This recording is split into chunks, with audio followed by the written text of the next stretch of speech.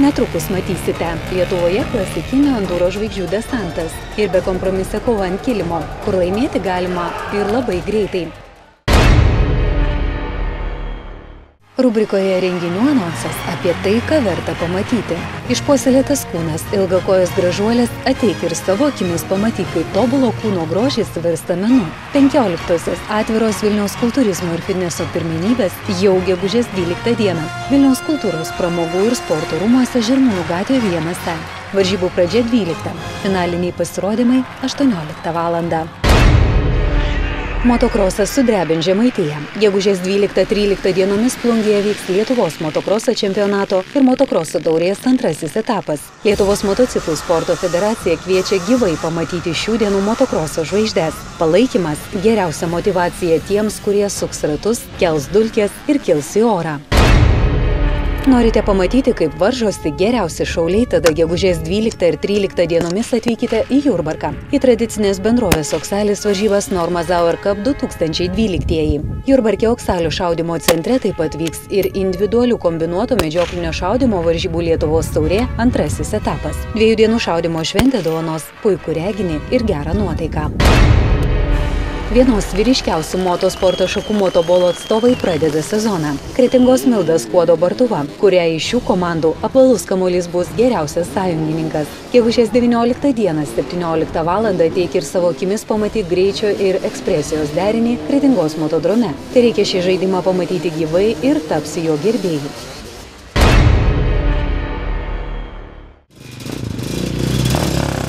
Rubrikoje sportas apie tai, kaip vyrai lenktyniavo. Kauno rajone Lapėse Ramė miestelio gyventojų kasdienybę nuspalvino ryškiaspalviai motociklai ir jų savininkai. Šių metų Lietuvos ir Baltijos šalių klasikinio enduro čempionato pirmojo etapo starte net 55 sportiškai pikti ir ambicingi enduro stiliaus važiuotojai iš Lietuvos, Latvijos ir Estijos. Vienas varžybų organizatorių Tadas Garšva pasakojo, kad tai dar tik antrosios tokio stiliaus varžybos Lietuvoje. Todėl jie mokosi organizavimo, o daugelis dalyvių važiavimo subtilybių. Kai kuriems iš pirmame Lietuvos ir Baltijos šalių klasikinio enduro čempionato etape važiavusių lietuvių varžybinio važiavimo jau yra tekę ragauti Ukrainoje, Latvijoje ir Estijoje. Šitas sportas yra šeimų sportas ir jis yra su giliom tradicijom. Mūsų veteranai ir seniorai, veteranas praeitų metų Baltijos šalių čempionas, senioras irgi prizininkas, sakykime, ta vyresnioji karta, seni motociklistai, sakykime, profesionalai buvę, jie atitinka šitą lygį, šitą europinį lygį. O jaunimas, putelį, dabar turėtume mes jį paauginti šiaip. Dar nėra to jaunimo tokio, kurie galėtų konkuruoti su šios dienos E1, E2, E3 klasės sportininkais. Nors jau kažkokių tai yra ten žmonių, kas galėtų pasibelsti. 35 km trasoje 2 specialūs testai. Enduro apie 2 km 800 metrų, smėlio testas apie 3 km, 2 kontroliniai punktai ir smagūs pravažiavimai. Pirmą dieną sportininkai įveikinėjo 4, antrą dieną 3 ratus. Varžybų organizatoriai pripažįsta, kad dvigubai ilgesnė trasa bei papildomas Extreme testas šios stiliaus varžybas priartintų prie pasaulinių standartų. Lietuviška klasikinė enduro trasa buvo paruošta taip, kad galėtų palikti neišdildomą įspūdį tiek mūsų šalies atstovams, tiek ir svečiams.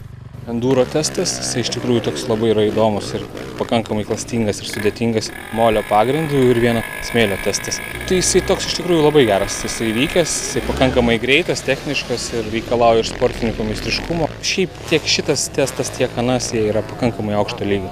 Mano kolegos iš Latvijos, Estijos labai gyrė tos abudu testus, jie labai patenkinti, vienas sakė, kad tai yra Ispanija, kiti sakė, kad tai yra Europa. Gal šiek tiek žymėjimas sakė, kad yra prastesnis galbūt kai kuriuose vietose, bet tai iš klaidų mokomasi. Iš principo viskas gerai kol kas. Greitai ir techniški enduro ir smėlio testai pareikalavo didelio meistriškumo. Juk kiekviena uždelsta sekundė tik sėdavo ne jų naudai. Enduro motociklų sporto šakos unikalumas tame, kad trasa visada driekėsi bekelė. Visada kupina įmantriausių kliūčių ir žinoma, privalo būti sunki. Tai ne vienos, o 2 dienų varžybų formatas, todėl čia puikiai galimybė pasikalbėti su savo ištverme. Kaip ir kiekviename sporte, taip ir šiame sportininkas privalo maksimaliai susikoncentruoti ir taip siekti tikslo iki galo. Svilinantis karštis ar pliaupiantis lietus ir po kiekvieno sportininko važiavimo kintanti trasa – tai faktoriai, kurie daro stiprią įtaką važiavimams.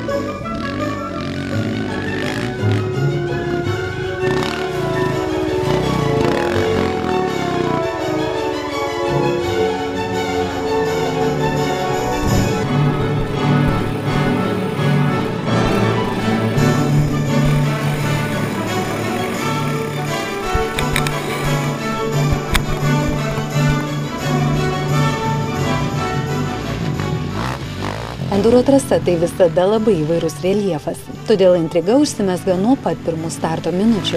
Lietuvos ir Baltijos šalių klasikinio enduro čempionato pirmame etape tikras Baltijos šalių enduro žvaigždžių desantas.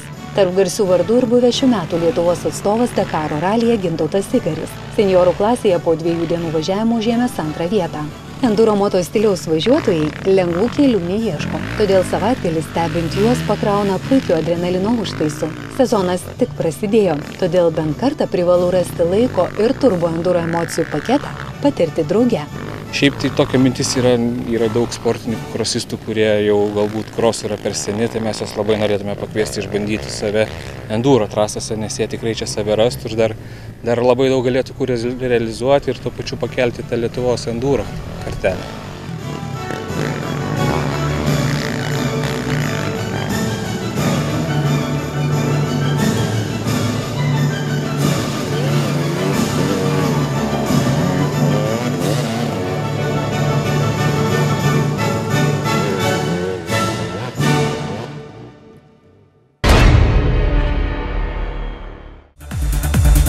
Toliau rubrikoje sportas imtynių akimirkos iš Kauno.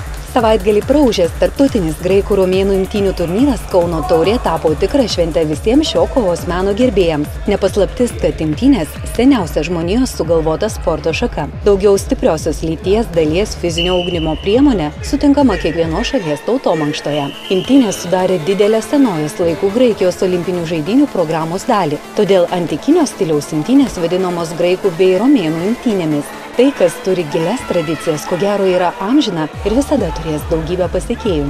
Net 160 dalyvių iš Lietuvos, Latvijos, Rusijos, Ukrainos ir Lenkijos susitiko ant kilimo vienas prieš vieną išsiaiškinti, kas vertas geriausiojo vardo. Sportininkai varžėsi 3 amžiaus grupėse – jaunučių, jaunių ir jaunimo. Graikų romėnų imtynės kur kas įdomiau stebėti, kai žinai taisyklės, pagal kurias vertinamos turnyro dalyvių dvikovos ant kilimo. Jeigu lyginant su laisvosim imtynėm, tai graikų romėnų imtynės skiriasi tom, kad negalimi kojų pakišimai, užkabinimai, su rankom sugrėbimai už kojų. Viskas vyksta aukštesniai kūno daly. Mažiau jie susilenkia yra ir atlieka veiksmus gana aukšta trajektorija. Graikų romėnų imtynių veiksmai ant kilimo vertinami taškais. Taškai gaunami už veiksmus, kurie atliekami iš stovėsenos arba parteryje. Tai jeigu iš stovėsenos atliktas veiksmas ir priešininkas nukrito ant nugaros, priklauso nuo trajektorijos, jis gali gauti 3 taškus, o jeigu didelė trajektorija atliko veiksmą, gražų greitą metimą, tai gali būti vertinama iki 5 taškų.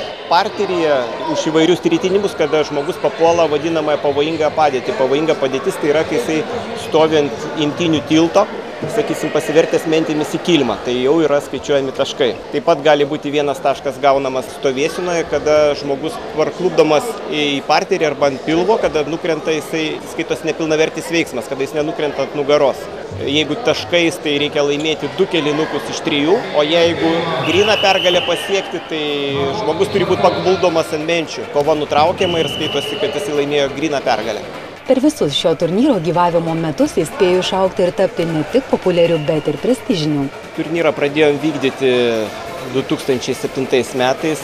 Šiek tiek buvo Kaune turnyrai užmiršti imtynių, tai labai norėjom su kolegomis prikelti. Tuo metu sutapo 100 metų Lietuvos imtynėm, kur buvo pravestas pirmas Lietuvos čempionatas Kaune. Tai buvo tokia kaip ir proga pradėti iš naujo viską. Tai jau dabar vyksta 6 metus iš eilės. Surengti jau tradiciniu tapusi tarptautinį graikų romėnų imtynių turnyrą nėra lengva, tačiau nepaslaptis, kad šaunios idėjos vystomos entuziastų dėka. Šiek tiek, aišku, padeda ir mūsų sporto mokykla, jaunų lietuvių sporto organizacijos ir Aleksandro Stulginskio universitetas šiais metais prisidėjo, tai yra pirmas turnyras, kuris čia pravestas. Bet pagrindinės lėšos yra su pagalba žmonių, kurie pagrindė buvę imtynininkai, kurie užsiiminėjo šią sporto šaką, kurie šiuo metu yra ar tai verslininkai, ar tai užima kitokias pareigas.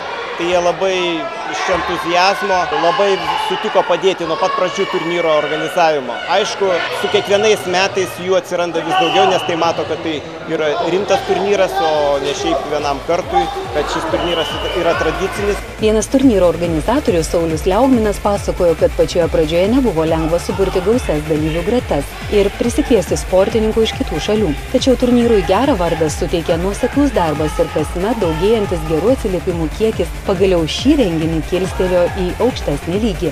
Saulius Liaugminas ne tik vienas iš organizatorių, tačiau ir pats yra graikų romėnų imtynių treneris, todėl nenuostabu, kad vyras populiarina būtent šį stilių, meilę kuriam įskiepijo jo tėtis. Kai tokia didelė dvikovinio sporto šakų pasiūla, treneris pripažįsta, jog nėra lengva jaunimą sudominti imtynėmis.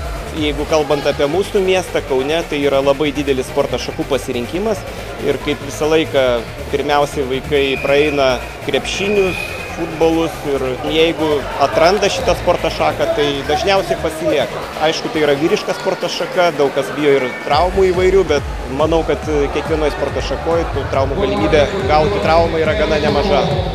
Imtynėse nėra smūginės technikos elementų, tad juose pasilieka tik tvirtą kovotojo charakterį turintys sportininkai. Juk nebūtina mosuoti kumščiais, kad galėtum gatvėse jaustis saugus. Įvaldęs imtynių stilių įgausi pasitikėjimo savo jėgomis, sako vienas varžybų organizatorių.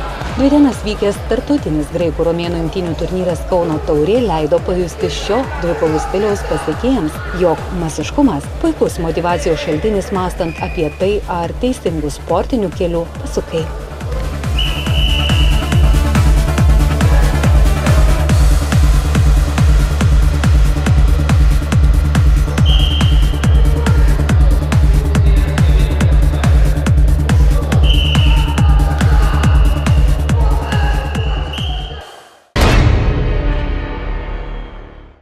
Tai toks adrenalino užtaisas buvo šį kartą. Dar daugiau pomėgių ankstesnėse mūsų laidose Lietuvos ryto televizijos portale tv.lrytas.lt bei teritorija.tv.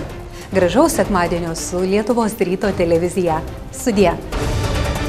Kitoje laidoje matysite. Ir toliau teritorijos herojai pateiks staigmenų.